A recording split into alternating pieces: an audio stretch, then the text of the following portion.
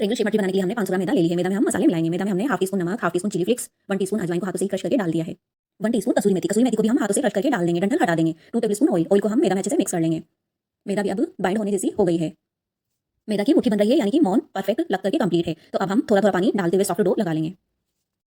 Dough लगने के बाद हमने डो को इस तरह से मुट्ठी लगा करके गूंथ लिया है। डो का रोल बना करके पेड़े साइज में कट कर लेंगे। इस तरह से हमने पेड़े साइज में कट कर लिया है। अब हम पेड़े बना करके कंप्लीट करेंगे। इस तरह से हमने मीडियम साइज के पेड़े बना लिए हैं। एक पेड़ा लेते हुए हम बेल लेंगे। बेल करके हम लोई को हमने रोटी से थोड़ा सा बड़ी साइज में बेल करके कंप्लीट कर लिया है। अब हम इस तरह से कट कर लेंगे।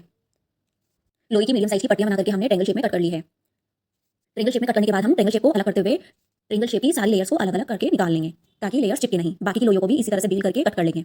यदि आप चाहें तो एक एक पट्टी से भी ट्रायंगल शेप बना सकते हैं। हमने इस तरह से सारी पट्टियों को इकट्ठा करते हुए ट्रायंगल शेप बना लिया है। सभी ट्रायंगल शेप को अलग करते हुए हमने सारी ट्रायंगल शेप की लेयर्स निकाल ली है।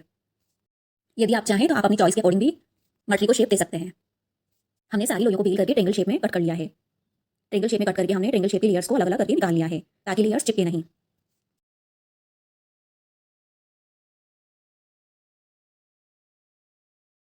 ट्रायंगल शेप बनकर के कंप्लीट है। अब हम ट्रायंगल शेप की मटरी को तल करके कंप्लीट करेंगे। उसके लिए हमने ऑलरेडी गैस की फ्लेम को ऑन करके कढ़ाई को रख दिया था। कढ़ाई में हमने ऑलरेडी ऑयल को भी डाल करके गर्म कर लिया था। अब हम गैस की फ्लेम को धीमा रखते हुए ट्रायंगल शेप की मटरी को तल लेंगे। मटरी को हमने कढ़ाई में डाल दिया है। गैस की फ्लेम को धीमा रखते हुए हम मटरी को तल लेंगे। बीच बीच में हम मटरी को लटते पलटते रहेंगे। गैस की आंच को धीमा रखते हुए मटरी को तल लेंगे। थोड़ी देर में मटरी का कलर चेंज हो गया है। मटरी का कलर ब्राउन हो गया है। मटरी को हम 1 से 2 मिनट और तल लेंगे।